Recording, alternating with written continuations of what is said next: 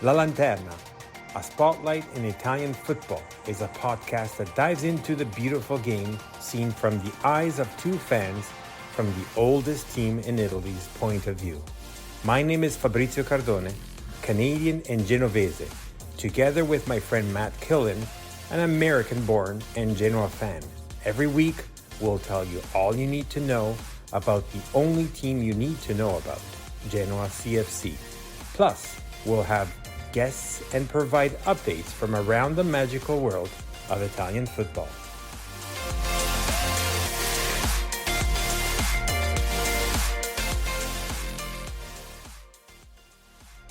Benvenuti, welcome to La Lanterna Podcast. This is episode 59 of La Lanterna Podcast. This is Fabrizio from Toronto with my best buddy. Ciao, Fabry. It's Matt. How are you doing? How are you feeling? We are into the next round of the Coppa Italia. What are your thoughts? What do you think? Before we get into the happiness about the turnout of the match itself, we just posted today, well, while we're recording right now, so I'm not too sure when this goes live, but today being Wednesday, we posted the first time we did a reel about post comments about the match and so on. So just take a chance to, if you care for it, just take a chance, go on social media. That's Instagram, Facebook, and Twitter, just to check out our, I don't know, it's like a 2-3 minute video with the two of us. Even though we're far apart from each other, we can still connect even via video, but that was great. A little social media plug. I like it. Yes. 4-3, first round of Coppa Italia. We're off to the second round,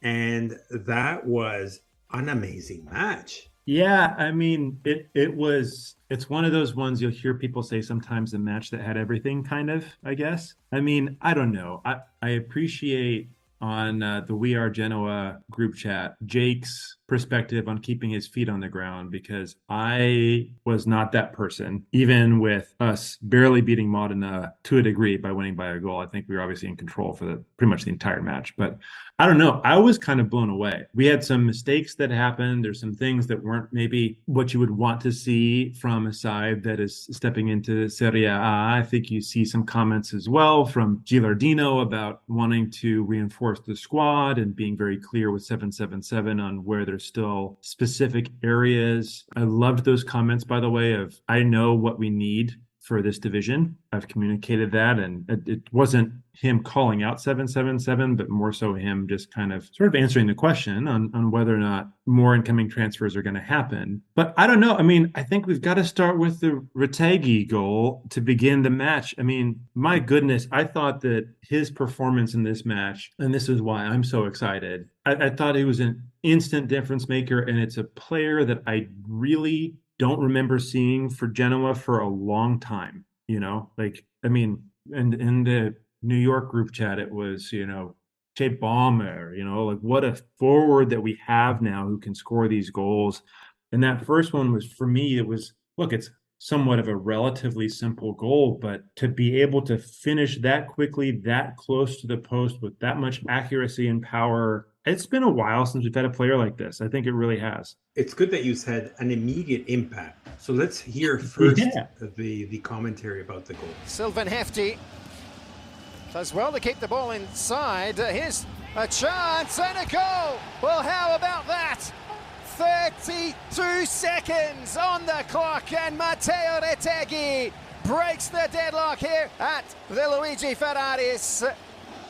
When I say immediate, that's 32 seconds in the match. Instant. If the guy had to show what he was worth, and he showed it to all of us, to all Italy, because he's the main, right now anyways, the main striker, and we'll get to the national team in a second, but he's the main striker of the national team, and he comes to Italy, signs for Genoa, everybody all jealous, saying, well, why Genoa? Then he's like a douchebag. He's worth nothing. And it's like, whatever. But he showed what he's made of. He's definitely not a Milito type of striker. No. But no, I mean, I think like he's not. They're different in terms of like what they bring to a team and their quality and how they could be used within the squad. But I think that still the type of impact that he can have is amazing, and it's it's what, fans who are familiar with him from probably more so the national team, I assume, than Tigre, it's the type of goals that you're used to him maybe scoring to some sort of degree, but just to see it come immediately to your point, like what an amazing way to start this match. And I do have to say, like, Milito is in a different type of category because of the type of player that he was and his skill set. But I saw this from the Genoa Club Toronto page that you posted, that first, I think this is after the first goal, when he jumped up and kind of had that kind of pump in the air with his fist, and then you see the kind of picture of Milito doing the same thing. I don't know. I mean, it kickstarted what was really truly a wild match. He almost had an absolutely audacious goal a few minutes later where he tried to kind of back heel. Oh, with the heel, yeah, that was amazing. Midair, and he wasn't that far off. Vogliacco immediately for Aaron Martin. And a lovely finish there from Matteo Retegui on the volley. Nearly had his second with a spectacular volley. I mean, that might have been like legit, like Puskás and contender for the goal of the entire European competitive season within the first match of the year. And then we start seeing some errors. Unfortunately, Leali was part of that controversy a little bit with a couple of decisions and things that have happened. So going back to what you were saying is with respect to after his missed second goal, then you got Thorsby that had a goal that was disallowed. Yeah. It was just like I don't know, like a little bit more. I didn't love them when being chalked away, and I did misremember because that was kind of the feeling that would have only been in the 13th minute of the match. By the way, would have been an assist to Retegui had it have counted because he nudged the ball on to Thorsby's path. But it was chalked away. Instead of being 2-0 Genoa, and it felt like we were absolutely on top of this match. It was 1-0 Genoa. And then we see... it's purely mistakes, or not even mistakes, probably distractions, or, trying to get the team together in the back. Because let's not forget that we had Bani out, so we had Vasquez in. Vasquez came from the Cremonese experience, still in Serie A. Right. Nevertheless, this is a new team for him. He comes back to Genoa with a brand new team. Almost most of the players brand new, and definitely a brand new coach. So that's important not only for him to show himself that he's worthy to stay, but also to try to learn what the schematics of that magical trio we had at the back with Bani, Dragusin, and Vogliacco. Exactly. Yeah. So not having Bani, as we have seen last year as well during the Serie B season, has always hurt us. So that's your veteran. That Bani makes the difference, in other words. It's possible. I mean, I think our man in the stands, Will, who was at the match, I'm just going to keep quoting our We Are Genoa brethren because they're as much as part of this as we are, or more. But he had kind of felt there was a foul and lead up to the goal. I didn't see that quite as much, but I could see the complaint and the gripe for it. And ultimately, to your point, what you end up seeing is a pretty long cross into the box. Could Leali have come up and tried to deal with it a little bit earlier? Possibly. By the time the ball lands, he's basically in no man's land. It's kind of an easy enough finish in the end for Modena to level the scoring. Unfortunately, despite being on top for a good part of the match, we see a little bit more of a galling error happen next from Leali, which actually put us behind. And this is something, so I believe in this a lot. I think maybe I included this in the video response to the game afterwards, but it's very much in style to have the goalkeeper playing with his feet. And there's good reason for it. Like it almost creates another player on the pitch that wasn't there, so to speak. You have another option to pass back to. It's interesting you say that. There's two different streams of people actually thinking about that. Like some people prefer the old style because that's what they're used to, that the goalie is the goalie and we have 10 people on the pitch. I do like and see the benefit, as you just said, like your 11th man from the back. He's like an extra defender when they're not attacking, when you own the ball. I mean, I understand both points, and I suppose like I don't think this is a controversial take. I mean, if you have a goalkeeper who is truly good with their feet, it does change a little bit the dynamic of the game and what you can do. But also at the same time, if you're really trying to play that game with a keeper that's not really that type of a player, you have bad results. And I think that's what happened. I mean, Leali at one point in his career was a little bit of like a goal-keeping phenom in some corners of Italian football. Never really reached those heights. Obviously, last season was at Ascoli. I think he's a competent goalkeeper. I think he's good. He understands positioning. He understands shot stopping. I am not sure he is the same style of goalkeeper as Martinez. I mean that respectfully because I actually think he's a really good goalkeeper. But Martinez is one that kind of has a bit more. And also, by the way, if you don't remember from last season, what were we saying? We were almost saying the opposite thing in the very first match. I mean, this is the first match of Serie B, but still about Martinez's goalkeeper. Because remember how shaky he was at spilling the ball and having these things happen. And now at the end of the campaign last year, he was possibly our best player, So that's exactly what I said in the video. Again, advertising on the fact that we did a little reel. Go and check it out. But that's watch the damn video. That's what I actually meant by saying that. Essentially, the fact that as we have complained about Martinez right at the beginning, and that was our mistake based on the fact of him new to the team, him new to understanding, perhaps himself trying to learn the new approach of the new style of goalkeeping. What I like from Gilardino, absolutely, and what I like from him, and this is just, I guess, an unfortunate thing because Coppa Italia doesn't exactly, as a competition, lend itself in the way it ideally would, in a way that would be beneficial for us and for other keepers. But I do agree and believe hierarchy is important in this position. I don't subscribe as much to the mindset of having a real competition for keepers because having played the position myself in very much an amateur level, like it's absolutely one where you're in your own head. You make a mistake, it's a goal. That mistake could be the difference between a win, a loss, a draw. Having pressure can be good in a way as a motivating factor, but I think for many people, you don't need really that motivating factor because there's already enough riding on your decision making. And what I do like about where I think Gilardino is trying to go with Leali Martinez, which is I think is slightly different than where we were last season, because if you recall, last year, I think many people were almost presumptuous in that Semper would be our starting keeper. We thought he was going to be the player. He had been with Genoa for a little bit longer. He had already had Serie B experience. Who's this Martinez guy? He comes from RB Leipzig, okay, but like it's not like he played on loan. He was on loan, and he really, I don't think, featured often for RB Leipzig before he came to us. Obviously, Martinez becomes a starting keeper even under Blessing, and that stays for most of the season. Although there were moments where Semper was called to step in, some for injury, some maybe less so. Injury mainly, but I think there were moments where maybe he could have come back in. But what I'm trying to say in a long way is that it seems to me pretty clear that Gilardino views Martinez as our Serie A week in and week out keeper. I believe that. I know he's not maybe exactly said that. And Leali has a role in being involved in the cup competitions, which is useful if we played Coppa Italia a little bit more frequently than we actually do, unfortunately, because it keeps your reserve keeper fresh. It gives them match experience. It gives them chances to be ready. You never know. Goalkeeper is a physical position. Players can get hurt all the time. You want that structure and you want that hierarchy, and you want both players to have their own level of confidence in a way where they can be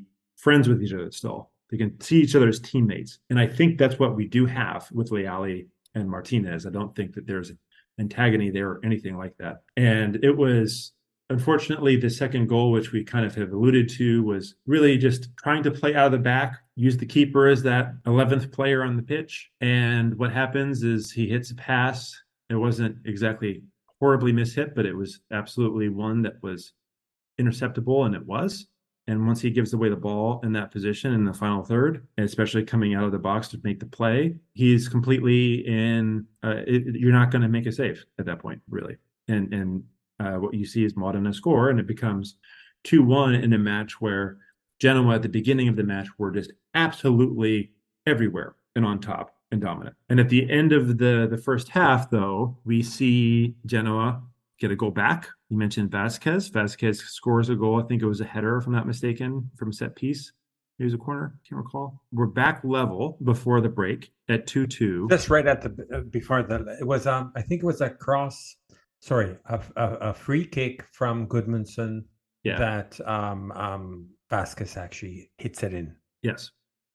Yeah, I can't honestly, I'm sort of blanking on exactly the move that Vasquez made when he scored the goal, but I know that he scored and I remember him scoring. I remember seeing this penalty. This is free kick. Sorry, it's not a penalty, but it's a free kick.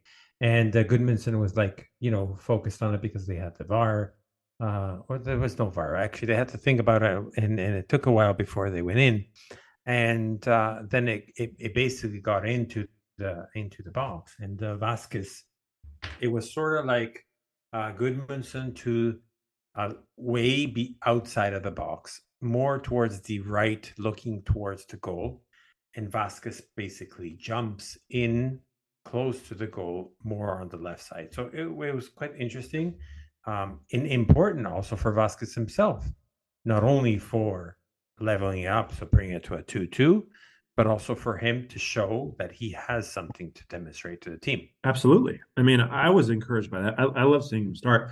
I love seeing this guy. This is what tells you something about me. Like anyone listening to the pod knows, if is a rivalry in football with the American soccer team, it's with I just said the soccer word. It's with Mexico. And seeing Vasquez in the starting lineup. Listen. Our friend William, we had him from one of our guests a while ago. So he's adamant about this thing about soccer. So I'm more on the fence, like I'm 50-50. Obviously, if you come from a North American perspective, it's called soccer as it's called calcio in Italian. It's not called football in Italian, right? So at the same time, if you're talking in American English, that's referred as soccer, because as you said to him on the chat, football is more referred to as the American football. So anyways, whether you say football here on this pod or soccer, it works. Go on. Yes, it's universal term.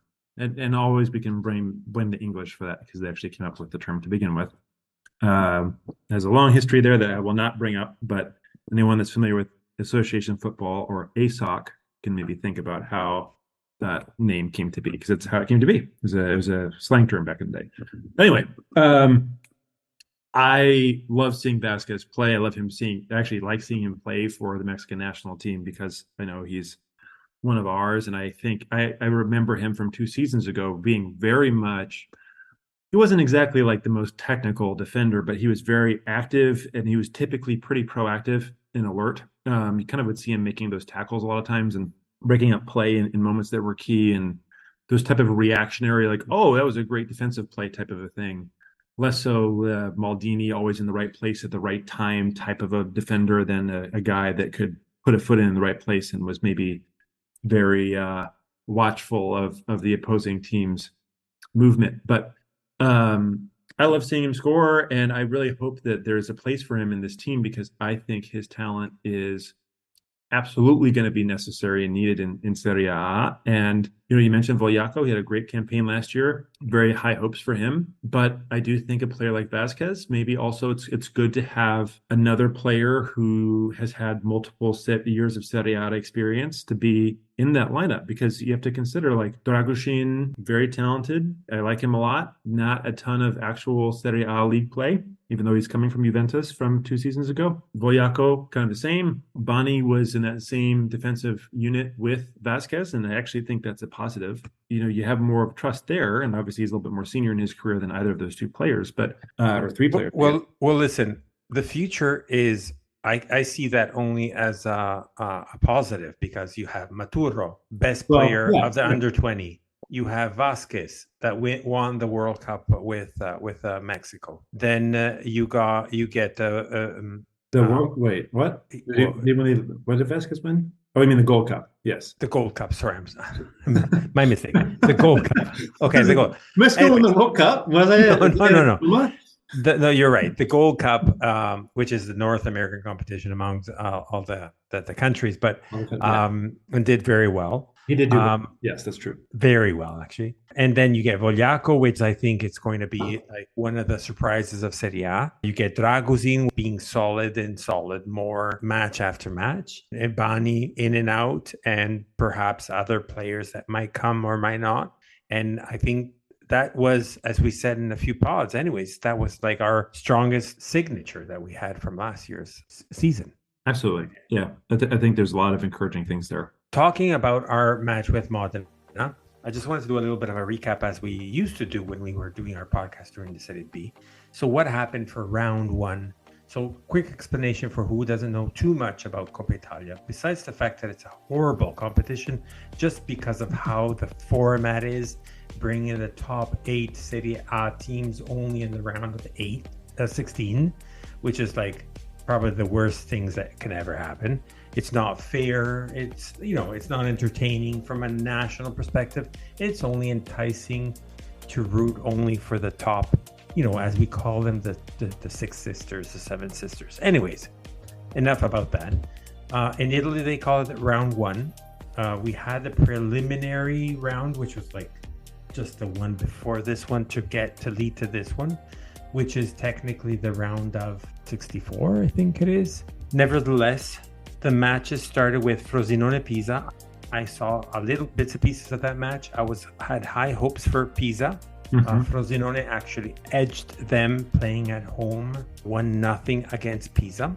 Unfortunately for Pisa, but Udinese Catanzaro was the match after that one. Catanzaro newly arrived in Serie B. Udinese obviously had an edge over them for winning 4-1. Then we had our Genoa match, which was 4-3, which we'll continue in a second because we didn't finish that match. After the Genoa match, we have Bologna-Cesena, which ended 2-0 for Bologna.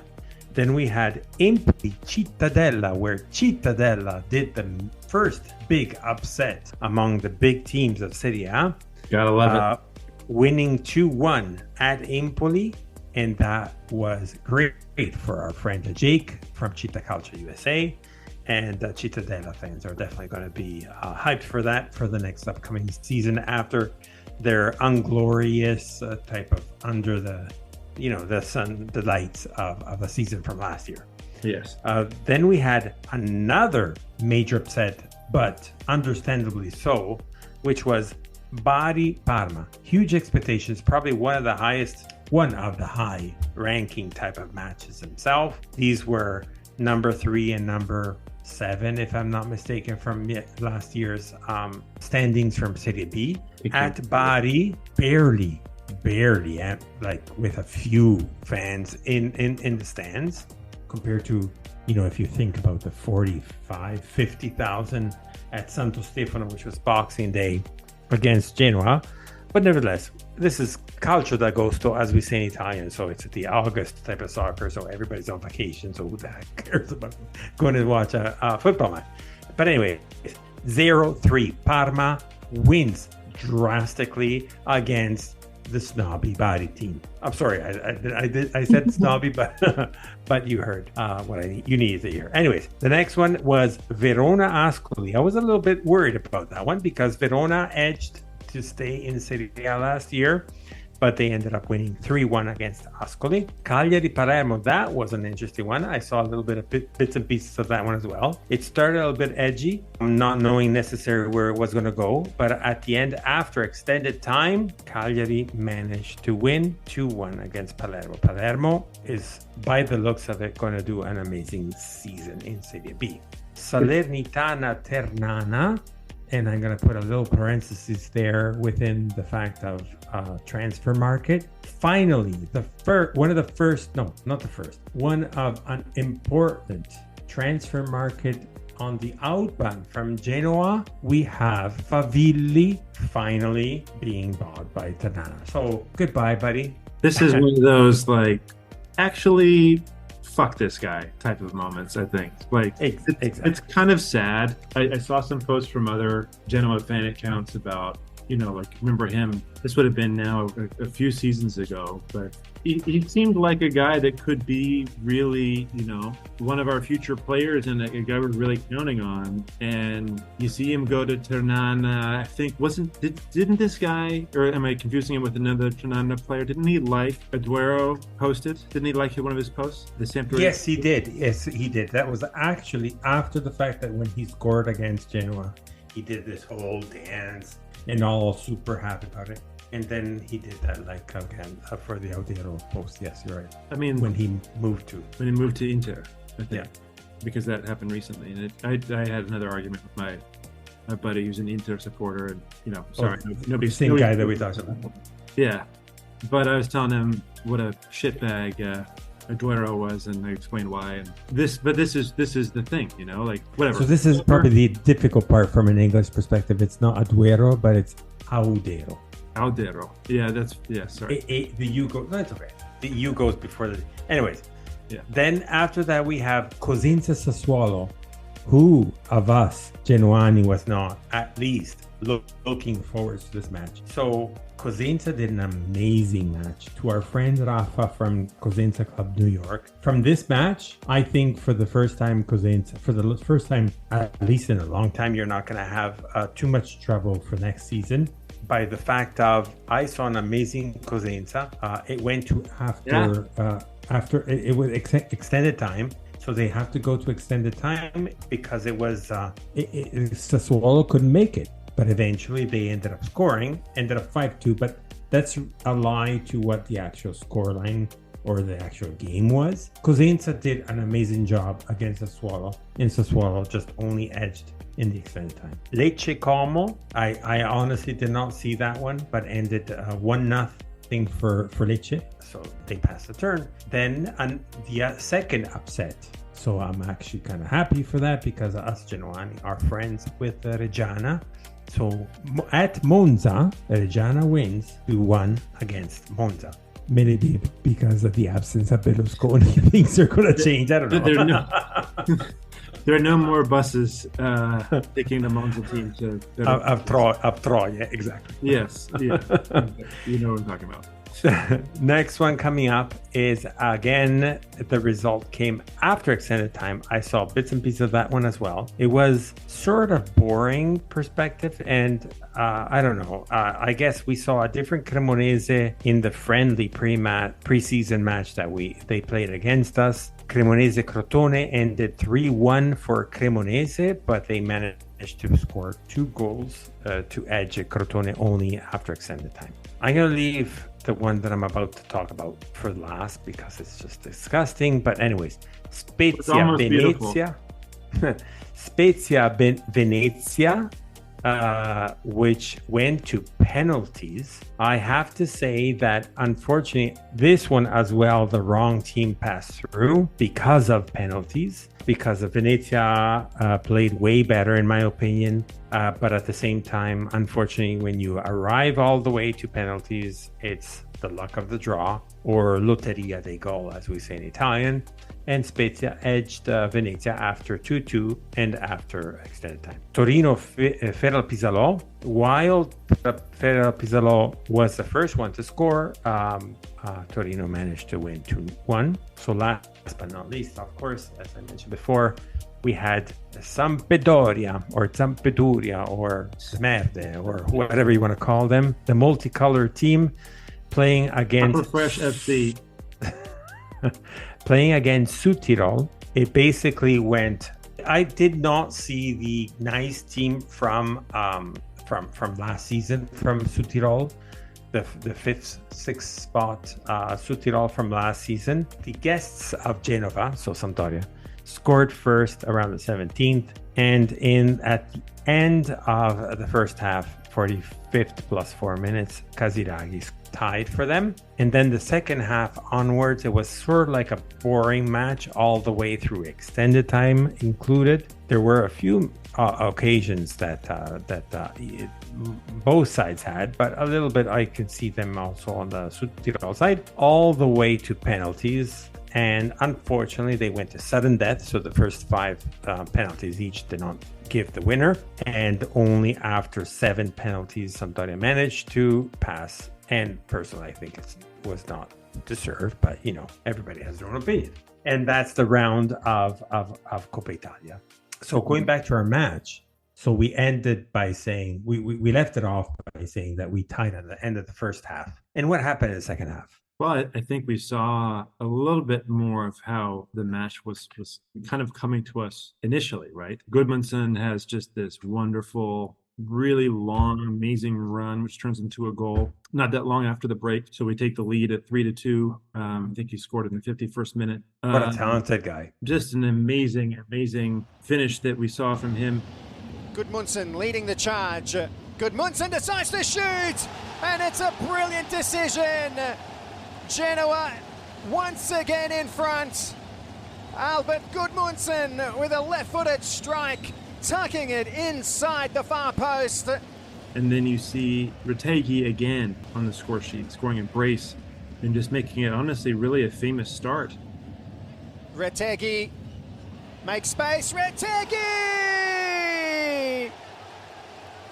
What a debut this is turning out to be for Matteo Retegui. With, I think, in the 56th minute or so to make it 4-2 to Genoa. And at that point, that kind of is the match. They do get another late goal, which was sort of poorly conceded, but less worse than the first two. Let's put it that way. Absolutely, yes, that's correct. Shot from the outside, so it's actually a rebound. But it was one of those where like it probably shouldn't have happened the way that it did. Leali makes a save, but he kind of is forced to spill it. The ball comes back again to the Modena player, or maybe a different one, and they get the goal, and it's 4-3. And I don't know. I mean, usually in those moments, you kind of feel like, when is the final whistle going to blow? But there was a little bit of nervousness there. I have to be honest with you in saying that from my perspective, it wasn't something that felt we're really in trouble, because it really, like, all three of their goals felt like they were completely against the run of play. I think they had 4 shots on target and 3 of them went in,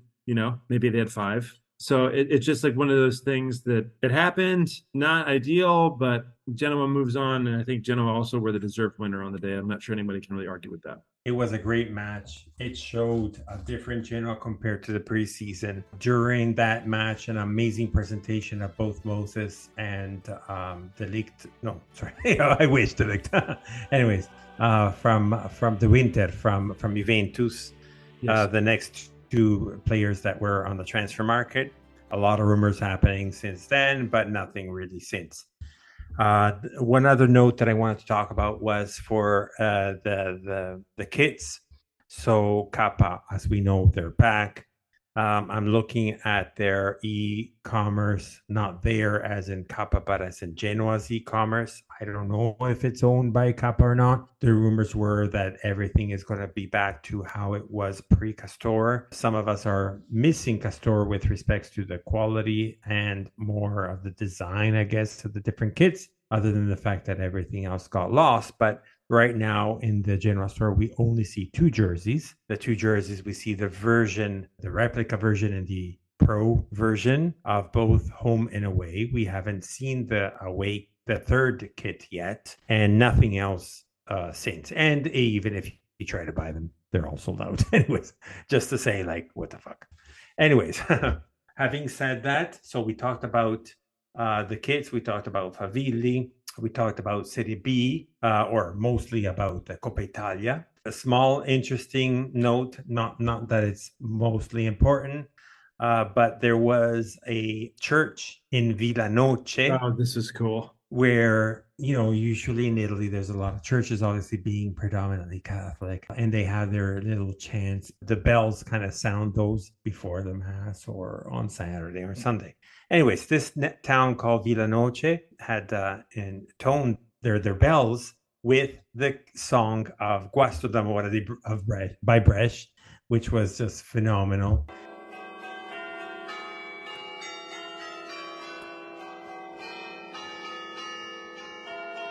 That was pretty cool. Very, very cool. Other than that, market news is like there's a whole bunch of names putting towards Genoa, from Malinowski to, I don't know, a whole bunch of people, but a whole bunch of players.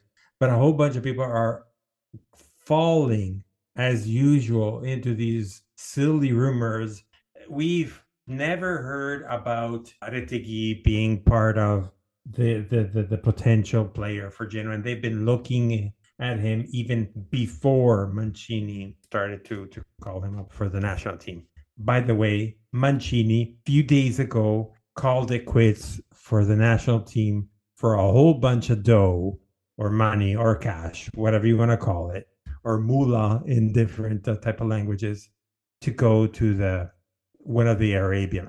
I'm saying one of, because I don't care what team. I think it was Saudi Arabia is where he in Saudi Arabia. It's just like you were to be the person, and I'm using the quote unquote, that was going to make the difference in the national team rejuvenation and reborning, whatever. And then he goes and does this. And I'm sorry for our Napoli fans that might be listening. ADL, Aurelio De Laurenti saying, hey, listen, Italy national team are interested about my Spalletti. Well, you're going to have to buy him out at $3 million or euros or whatever that might be. Oh, just disgusting. Anyways. Yeah, whatever. I don't know. Everything, it's not really at all surprising, but it is a little bit frustrating because these are still, at the end of the day, you'd expect there to be a bit more to it than oodles and oodles of cash, which seems like is the only thing that's going on in the game today. But what are you going to do, I suppose? Exactly. Last podcast, we didn't talk too much about Primavera is going to be final once again in Serie A Primavera, which means Primavera 1. But also our Genoa CFC women are going to be playing in the Serie B. Right. There has been 8 to 9 different new players coming in. Their new season is going to start on the 17th of September against Chievo, and their calendars just came out. So I just want to also note that because it's quite important from the women's perspective.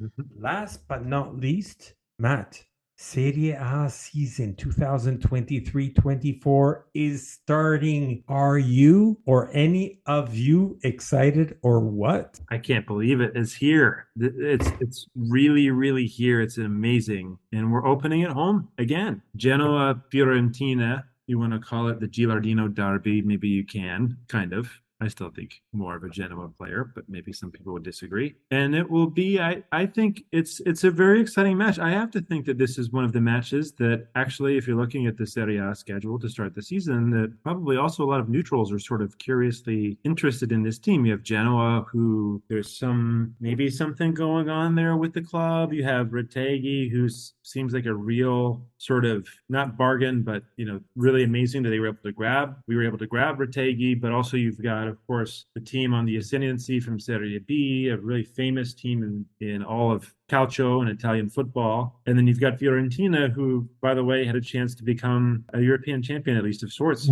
with the Conference League last year. And of course, didn't ultimately win that prize. But this is kind of a big match, I think. How do you reckon Genoa and Fiorentina will start out? It's a tough one, meaning that we've seen the preseason just to give us more of an idea of what's happening among the players. We've seen a whole bunch, and talking about the formation. So let's just take that in for a second. So Maturo is out because of an injury. Bani is out, not that serious, but he's going to be out as well. So most likely, I think the starting 11 from the Modena match might be the one that we're going to be looking at. Yeah. The only difference compared to the Modena match compared to Fiorentina match, the only difference is going to be the Winter, which might be the one chosen over Vasquez. But that's the only change that I can foresee. So most likely we're going to still look at the 3-5-2. So that means obviously Martinez is going to be back on the goalie. You're going to have obviously one between Vasquez and De Winter. But then you're going to have Vogliacco and Dragosin in the back. Then on the left, we're obviously going to find again Martin. A lot of controversy there. People not super happy with him, and that's perhaps why. So we're still looking at the market. I don't know about that. First of all, I don't think that's where we're looking. Hold on. I was surprised by this too, because I noticed that this was something Daniela was talking about this too. Maybe I was watching a different match. I did not have that take about Aaron Martin in his first match for Genoa. I really did. Perhaps maybe some of his balls some of his delivery could have been a bit better, but technically I thought controlling the ball, some of his movements, he had a couple options. I think he juggled the ball a little bit. I thought he looked decent. Did you have any different take on this than me on this?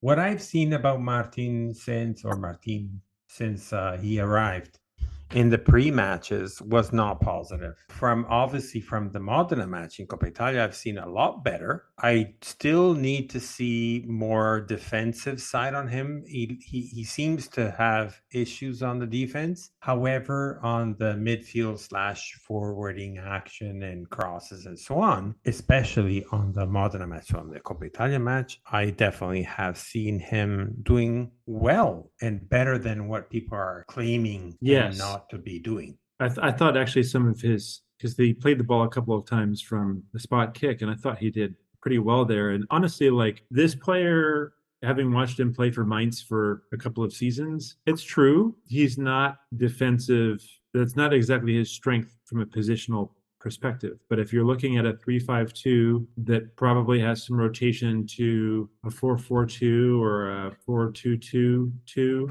I think, I don't know, whatever. He kind of fits in that category very, very well. He's not going to be, an amazing defensive addition to the team, but he's going to be sort of the opposite of that, which is one of the things we saw in some instances we were lacking even last season, where we really needed that kind of service from out wide to get our players going. And so I was interested by some of that comments. I will say, looking at the other side of the pitch, Sylvain Hefty, I think we've got our guy back, man. We've got vintage Sylvain Hefty performance. This is the right side, and I remember vividly very well when you wrote to me, we have to bring a T-shirt for the Hefty Boys back or something.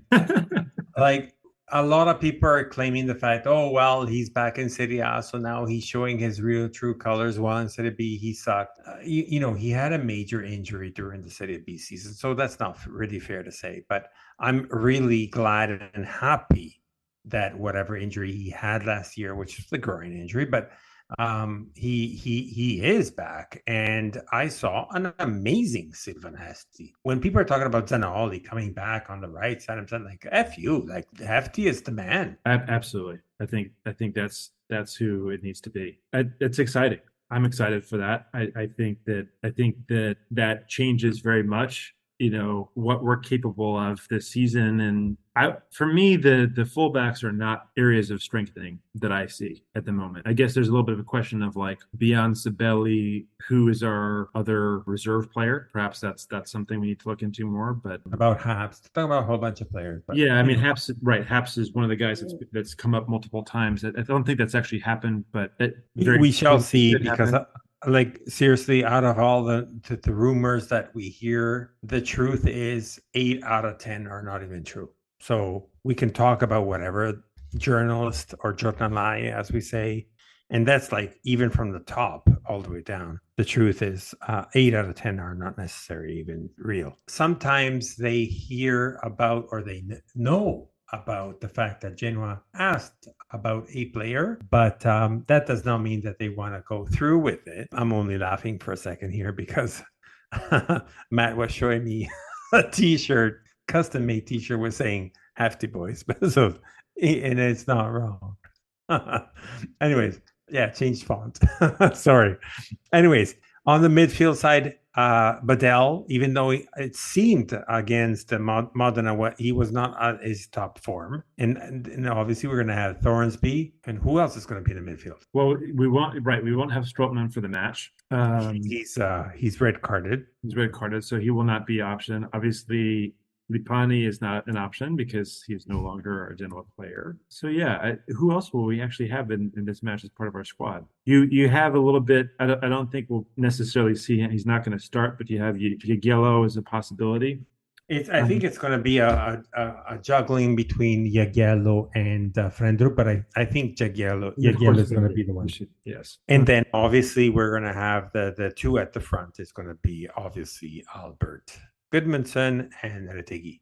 Yes. I don't think there's much doubt up front. Some rumors there. People have been talking about Code out the door since the beginning. I have a feeling he's going to stay. He's going to be our last 10, 20 minute man whenever it's needed. I don't know. What do you think? Yeah, I know. I mean, it was kind of interesting seeing him come off the bench at the end of the match in the Coppa Italia. In a way, I kind of think it's wise to keep him. I think so like from a pure squad perspective, if you're looking at forwards, we do have Ekuban, we have Puskás. Everyone's going to revolt when I say this. We have Yalchin. We did talk about Macias last week. I think Coda is a different player than all of those players. Personally, I would say he's better quality than Puskás for sure, or Yalchin, and Ekuban is kind of a different kind of player himself. And so I wouldn't mind keeping him. I mean, if we can sell him for a few million, maybe make a profit on the million or so we paid for him, then I also support that, I suppose. But we're going to need to give Retegui and Goodmanson breathers too. Like this is going to be a long season. We basically are going to be counting on them for the majority of our goal scoring. And we have got to have serviceable forwards at the very, very least who can come in the 65th, 70th minute and give us still some sort of a threat. I think Coda actually is that player, but I just wouldn't want us to get too thin in that position. No, that's true. A lot of people are talking about possibility in the market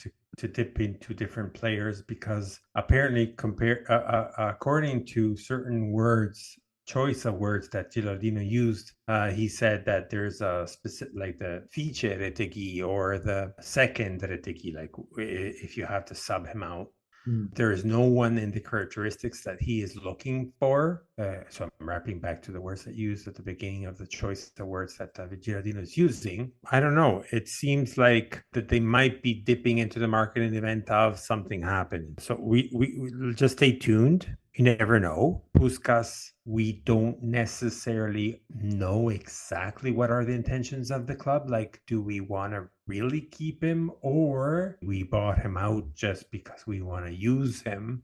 I can have For me, you have also Yeboah somehow who's in this position too. It's just like Puskás, Yeboah, Yalchin. Probably unfair to put Puskás in the same category. I think Yalchin Yeboah and Yalchin haven't even been called up on the Coppa Italia.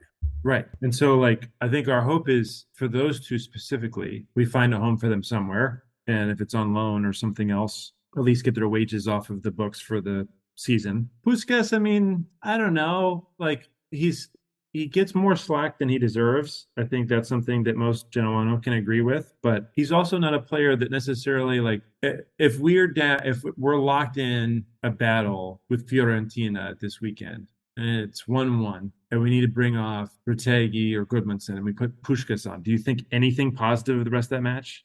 Like probably not.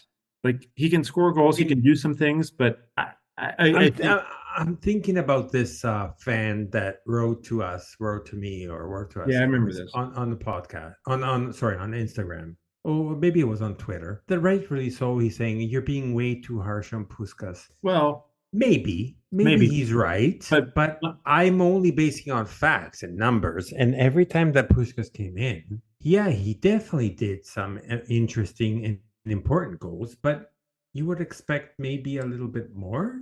I think the point is not that Puskás can't play football. Puskás is a much better football player than I am, but it's that I don't think we expected. If we were looking at having a really respectable Serie A season, would you honestly say a player who's probably spent the bulk of his season in the second division in England is really suited for that role? And Serie B. And also Serie B, correct. Right. I think that's what we have to have this conversation about is if he takes the next level up and if Gilardino sees it in practice, and awesome, keep him. Truth to be told, if we did find or were able to sign any type of new promise and using Puskás as we call it in Italian, pedina, like as a option to exchange and or maybe add some cash on top of it for a future type of talent, why not? But at the same time, the market this year is very bizarre. No one's willing to really get rid of anyone. And at the same time, nobody really has cash. Only a few teams have woken up only lately. Juventus might be waking up a little bit after selling a gazillion of players in the last few weeks. Lazio has woken up with a couple. And let's talk about Lazio for a second. They have gotten our friend Ravella. Yeah, we talked about this a little bit before we started recording the podcast. I think for me, it's sort of Ravella was such an exciting player. I think he made his debut in Ballardini like part 4 tour, and at Genoa, and it was fun. It was a fun season to see him come in there, but it was always one of those things where you knew we had a pretty short lease on this guy, and not even to say we had a lease on him because we owned him back then. But he makes the big move to Juventus, never plays, goes to Monza, doesn't really play. Now he's over to Lazio. Just like, you know what, guy, go on, do your thing. I'm not really bothered by it. He can do his career. He has reason to pursue that type of a thing. I saw that post on Instagram the other day too of him with like the Lazio scarf, and it's just like, I get it. Like, as a fan, we have a very different relationship with the game than players do, and it's kind of like this whole thing from like, you ever seen the movie The Bronx Tale, where like Chaz Palminteri's character is like ridiculing De Niro's son for being a Yankees fan? He's like, you think the Yankees care about you?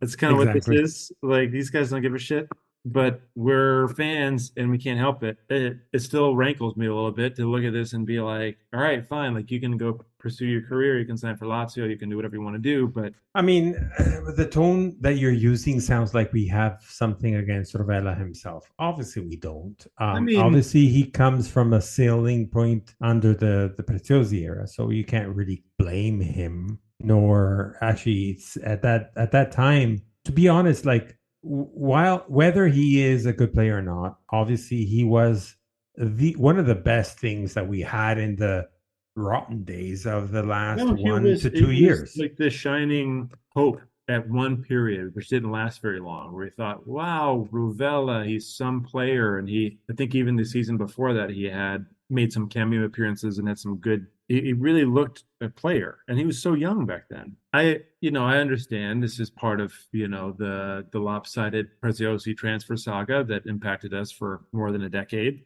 where we see these talented players come in out of the squad, but we don't really see the next. It's not the same way as a Dortmund or a Monaco, where there's another one coming up, and then you move on and you probably sell that guy. He goes, and we loan a couple of players from Sassuolo, and the next season we get relegated. Like that's kind of how that whole thing went. But I understand. It's true, and it's true also because a lot of people start to get a little bit dampered and negative impact when they heard and saw when Lipani got sold off to Sassuolo. Well, that's a different story, but yeah, right. Well, right, because to be fair, right, there's history there. There's those things that have gone on. But for me, the Rovella thing, seeing him with Lazio, we were talking a bit before the podcast about Pellegrini, and also, of course, you just talked about Lipani. Those latter two guys, those guys. Well, Rovella is not a purely Genoano, right?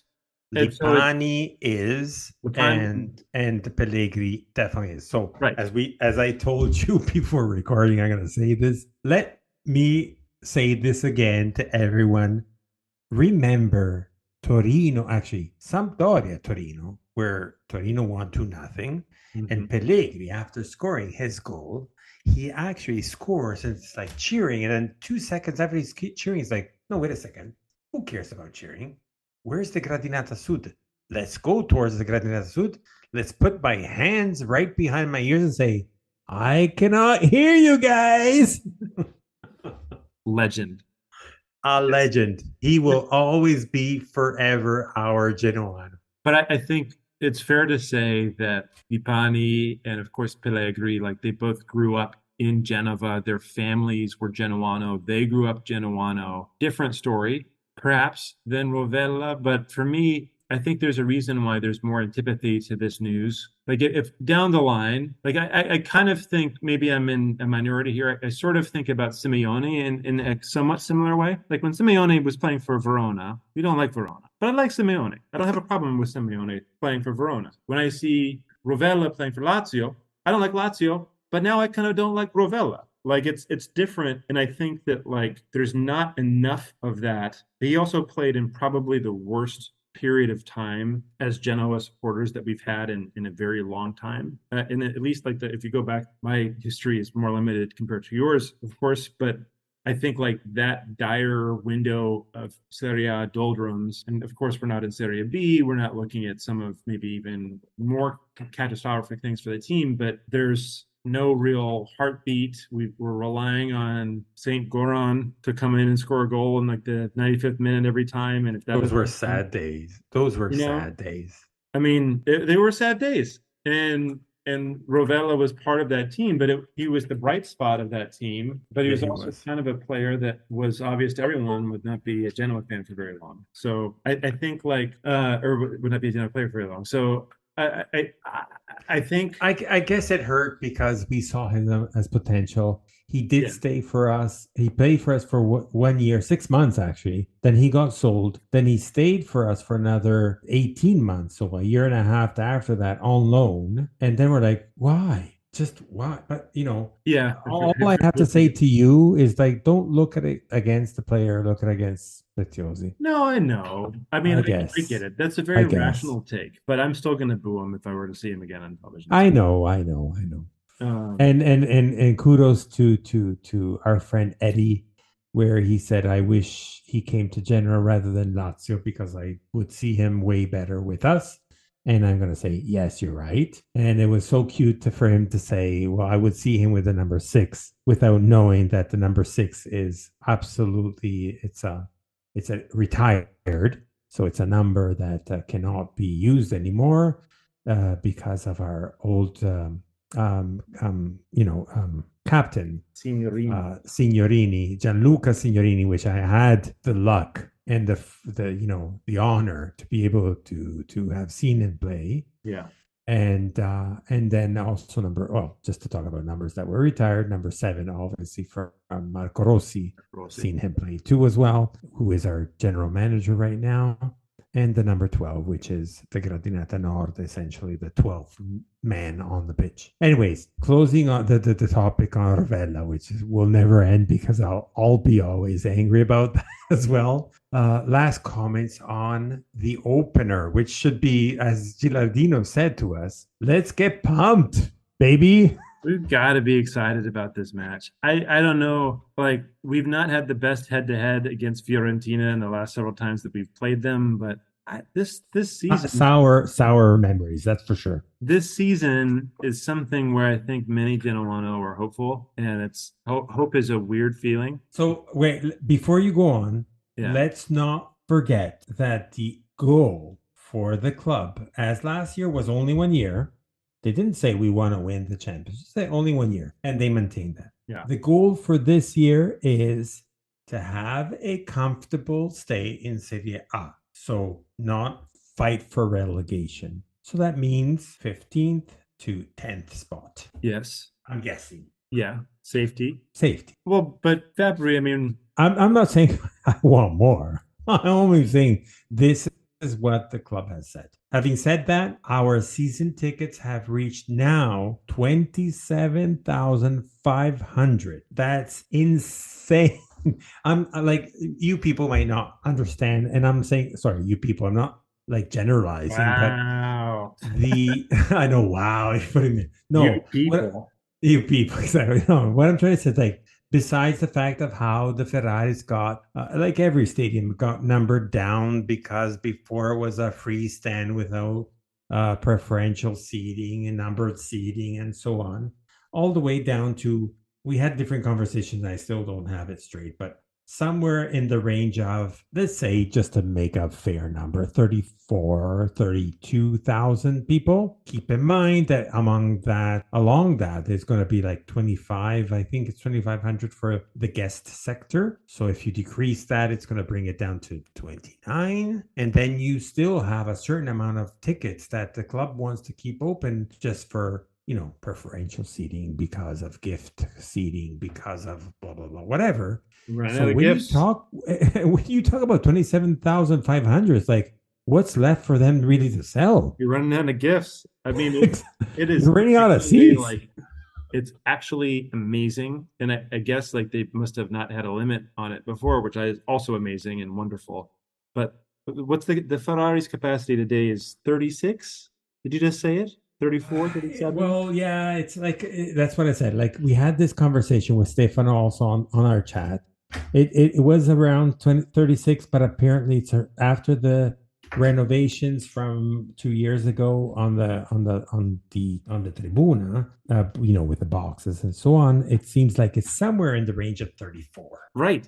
You're looking at the potential for every match to be a sellout. I think that I honestly we will be looking at this. This will not be a surprise to us, but you will see Calcio fans talking about this. You will see people talking about it on Monday who maybe are not following Italian football as closely. The Marassi is going to be rocking this weekend, and we know that, and it's going to be a sellout. And I'm so excited for this because we've seen the COVID season where there's no one in the stadium at all. We've seen many matches of less inspiring teams where the Gradinata Nord is there and making noise, but there's not a whole lot of folks otherwise. And these last couple of seasons have been really, really amazing to watch Grifone from wherever they're traveling from fill the stadium and fill their voices and really be present in a way that's felt positive for the club overall. I know there's always a little bit of like it could go south type of a situation, but I think you're going to look at this match against Fiorentina. I know that our Genoano who are in Italy or who are able to make the match are going to take it upon themselves to announce to everyone that we are back in Serie A. We don't intend to go down again. And I think you're going to see just an amazing display from our fans. I really believe from our team. And what was so exciting for me in the Coppa Italia match, yes, we ended up winning 4-3 against Modena, who of course are in Serie B, and we played against them last season. We did not look that put together in Serie B when we played Modena last season. We did not have that much going for us, and we've only had a couple additions that have come into the squad. Fiorentina is a tough challenge. It's a tough ask for us, but I really think this is an exciting thing for us as fans, and to be able to open the season at home against a historically significant team, I'm not sure you can ask for a whole lot more than this. So it's really exciting. Listen, I'm going to keep a little bit of forecast. We'll probably, I'm going to suggest to you next year. No, sorry, next year, next podcast to talk about our predictions for the season. But let's leave it at that for the next podcast, maybe with a guest that we might have on the next pod. But by wrapping up our pod, I would say, what's your lookout for the actual predictions for the match? I think on the whole, we'll see a competent performance from Genoa. I've been using that word a lot lately, but I think it also does fit us. It fits the team. It fits what we're going to do. I don't think we're going to be open. I don't think it's going to be a game that's going to have an enormous amount of chances. I would imagine you'll see somewhere in the range of 3 or 4 shots on target for each team by the end of the match. My prediction with this one specifically is that it finishes a draw. I think it will finish 1-1 when it's all said and done. I think we'll look at it. I know you kind of mentioned this slightly. It's not exactly a match where I don't think as Genoano we're going to be going into this and looking at Fiorentina as a relatively successful side in Italian football and saying, a point's a good result, because I think we think of ourselves still as a club that has an opportunity to get more. But I think at the end of the match, we might feel a little bit that way. Looking at Fiorentina, our opponent, obviously there are players that I think many know well. Amrabat is probably one where, there's potential for some great assist play or a really good ball, a type of player that can unlock a defense. We saw that in the Conference League final, him having a really big game. So you worry about that. We have our former Genoa player, and this is another one who I personally feel still fondly of, even though he's not been wearing Rosso Blue for some time, and Christian Kwame. And so it'll be interesting to see that. It's been a couple of years since, I guess at least 1 year since he's been back playing against us at the Marassi. And you know that Fiorentina have players that have talent, but I think that Genoa will make a good result. I do think Gudmundsson will be our goal scorer in this match. I think it will be 1-1. Not exactly what we would hope for on our return to Serie A, but I do think with clear eyes we'll look back at it and say, you know what, we can compete in this league, and in the end it was a good result. And I think that's kind of what we're going to take away from this one. It's tough for me to answer. It's the beginning of the actual season, so it's hard to tell where it's going to go. Fiorentina might look like a little bit on the better side with respects to form, just because they have been getting ready for the Conference League, that they have gained on the fact of Juventus exclusion. And we do need to show ourselves into the Serie A, because we've been away for 12 months now. So we're newcomers. We're the newly promoted. So we're the Serie B side that comes alongside with Cagliari and especially Frosinone. What to say about the match? I agree with you where there's going to be a little bit of a stale with respect to the fact of opportunities from both sides, because we have a strong defense and they have a strong form based on Italiano and our friend Kwame, if he ever comes in, and hopefully he doesn't, and especially if he does and he doesn't score. Having said that, my heart obviously says that we need to be that surprise that Serie A needs and wants to have, but at the same time my cautious side says, there's a very strong Fiorentina, there's a very strong teams coming up against us right after that, but knowing Giraldino, he's going to do his best, and his analysis, as we have learned from him, he's going to have a little bit of a limitation on with respect to the formation that he would like to have based on injuries and maybe players that have not come yet to our roster yet. But I guess it's, as we would say in Italian, I would say it's a 1x. So it's a 1x, meaning when you go into betting, I can see a win and a tie at the same time. However, even though I do see the tie a little bit more on the upper hand, I want to win from Genoa, and perhaps I see a 1-0 just because I want to see the Genoa edge and have that opening shocker of the newcomer. It would be a sort of a statement had Genoa be able to get that performance, and for us to look back on it with 3 points gained from the first week of play, I think would be phenomenal. Amrabat may or may not feature, actually. I mentioned him before. He's been the subject of transfer rumors for some time. I think he probably will, but it's one of those ones where perhaps he's not in the squad. I think another player that is interesting from Fiorentina, that younger player, but Joseph Brecalo, I can't remember exactly how you pronounce his name, formerly of Wolfsburg a bit ago in the Bundesliga, but there's some interesting players that they have in their team. We haven't talked about Bonaventura. There are a lot of guys that Fiorentina have. They're proper, as you might say, Serie A football team. And so I think for us, we really need to make sure we get a result out of this. I think we will. And I would love for it to be all 3 points. I think it might be 1 for us, but still looking forward to the match. And we all have reason to be excited. This is part of the season. You gotta embrace this stuff, because the season only begins one time, and we're going to be either really upset or really happy after the match. And that's kind of just what it is. But let's get excited for it regardless. I did say a 1x, meaning victory or tie. Yeah. Having said that, there's nothing to say that Fiorentina could edge us because of quality and experience above us. Yeah, right. Having said that, let's keep the pump up. Don't look at it as a negative perspective. Actually, let's be pumped, gasati, as we say in Italian, which means like pumped, essentially, right? So let's get this adrenaline in. We are recording right now on Hump Day, which is Wednesday, on August 16th. Most likely this recording is going to go out on Thursday or Friday at the latest. The match is going to be on Saturday. So as we are recording right now, we are at -3, and oh my God, I just can't wait. We're at home. We're going to play with our home kit, and so our typical quarters rosso blue, and we're back, baby, we're back. It should be the next t-shirt. We're back. So having said this, follow us on Twitter, Instagram, Facebook, drop us comments, put us a like wherever you want, and never forget, always and forever, Forza Genoa.